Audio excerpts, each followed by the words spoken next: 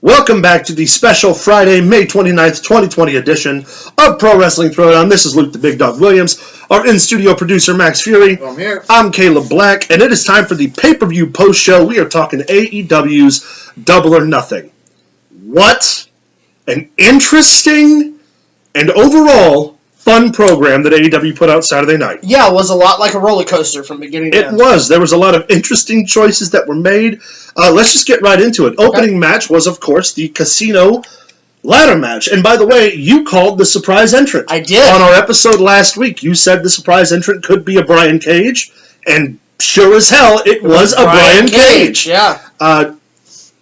The showcase of the match, obviously, it's a ladder match. A lot of crazy spots going on. Right. A lot of hyper-athletic guys. It was fun. There had some comedy of them burying Brian Cage underneath the rubble. That was one of the biggest plot moments of that match, honestly. Brian also showcased his power.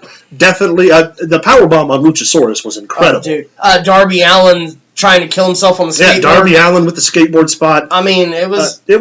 It was a hectic ladder match, but overall it was entertaining with Brian Cage winning. So now Brian Cage is the number one contender in AEW's Fighter Fest. Yeah. And I like that they're coming out immediately.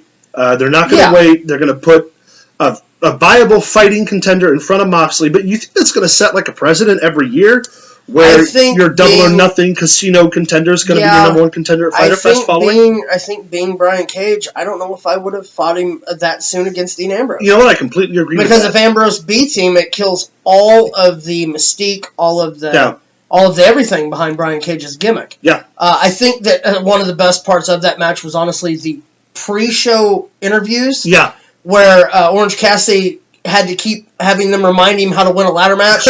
And he's like, who do I pin? How do I get up there again? Great. The Marco stunt spot with the 4-foot ladder. Fantastic. Was funny. Look, I'm admitted, and you can all quote me on this, I've always been a wrestling traditionalist. I've always thought wrestling should be taken seriously. But you know what? In today's climate, you just got to relax and go with it. Enjoy the show. And it was fun. It was funny. Overall, I give the ladder match a thumbs up. Oh, totally. With Brian Cage especially now is another big name that AEW's brought in. Right. Following up on the card, man, there were so many other matches. We had Penelope Ford standing in for Britt Baker. Yes. As she wrestled Chris Statlander in a very good match. A match that, honestly had to be thrown together almost overnight. Yeah, it was a solid match. Both women... I'm a big Statlander fan anyway. And see, and I was really... I'm a huge Britt Baker fan. I was really looking forward to that match. But, Penelope Ford did a great job. Yes. The match was... it was what you expected it to be. Yeah. And like I said, I have to give it a lot of leeway because the match was put together almost seemingly overnight. Yeah. I don't really get the idea of the Britt Baker having a fracture. Yeah. And then coming out with an interview talking about how she'll be back in 2 months. Yeah. I don't understand I don't think a fracture works that way.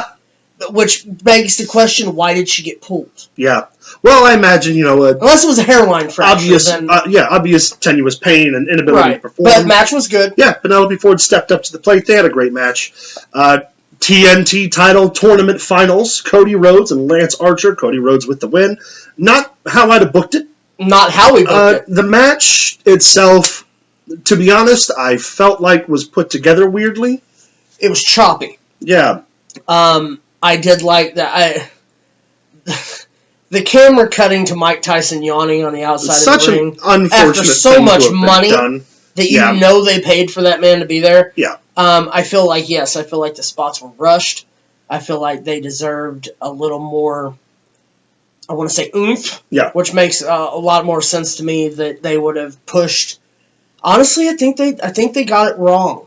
Yeah. I think that the way they did it was wrong. Yeah. Cody Rhodes, I'm pretty sure. What does it do now? He's going to defend the title every week, which we'll get into here in a few. We'll talk about that here in a bit. But what do you do with Murderhawk now? Do you just bury him in the background? Yeah. He guaranteed victory. He guaranteed to take Jake Roberts guaranteed to take his slice of the pie, and the promos were epic. And then all of a sudden now it's got to be just dropped. Yeah.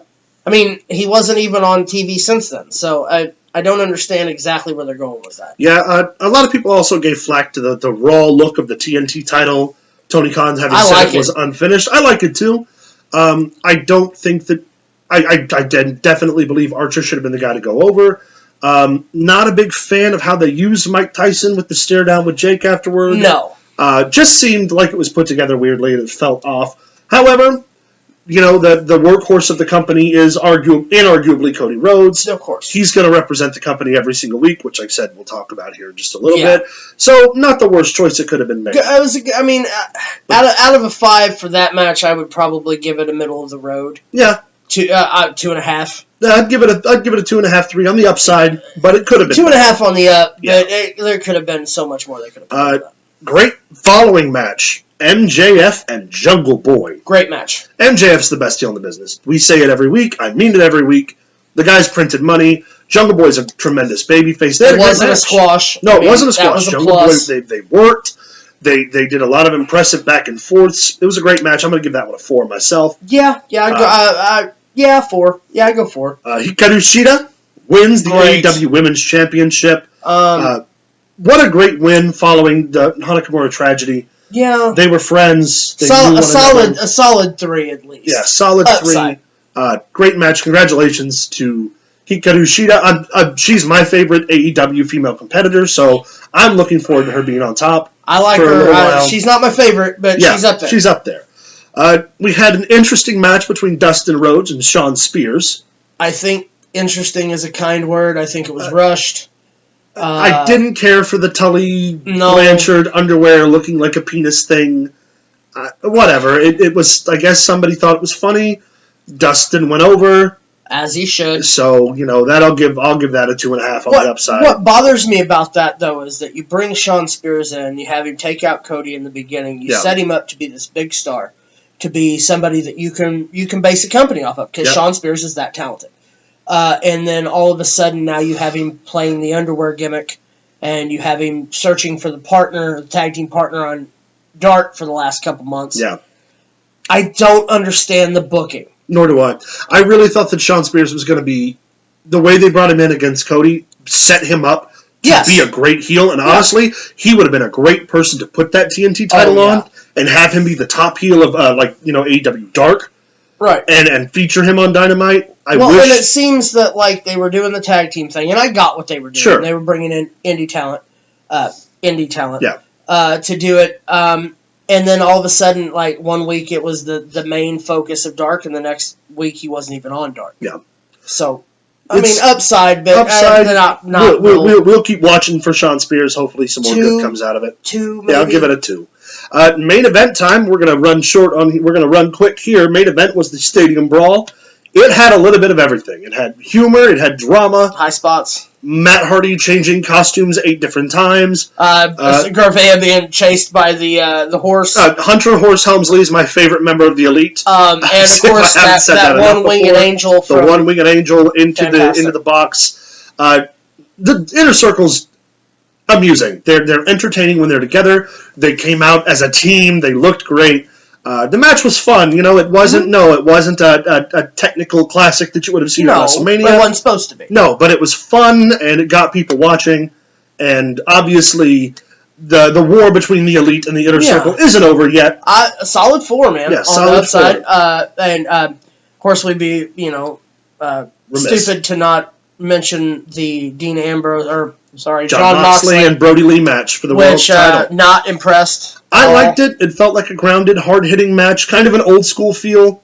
I think I would have gotten a lot more out of it if I would have known that would be the beginning in a series of matches, but now that I know that they're going to Brian Cage with John Moxley, it kind of makes the build-up of Brody Lee. There is something to be said, though, where Moxley can keep moving from competitors. It can actually equivalate to something in their rankings. Brody Lee lost, and now he goes back down to the bottom. Agreed, but it was the whole focus was him coming in, wanting to take the title off Mox. Yeah. He didn't get the job done, and now what do you do with him? Yeah, I agree. What do you guys think of Double or Nothing? Leave us a comment down below. Like, subscribe. Hit us up on Facebook.com/ProWrestling Throwdown, or send us an email at ProWrestlingThrowdown@gmail.com. We'll respond and read it aloud next week. Tell us what you thought about Double or Nothing. What did you like? What didn't you like? Stay tuned for This Week in Wrestling.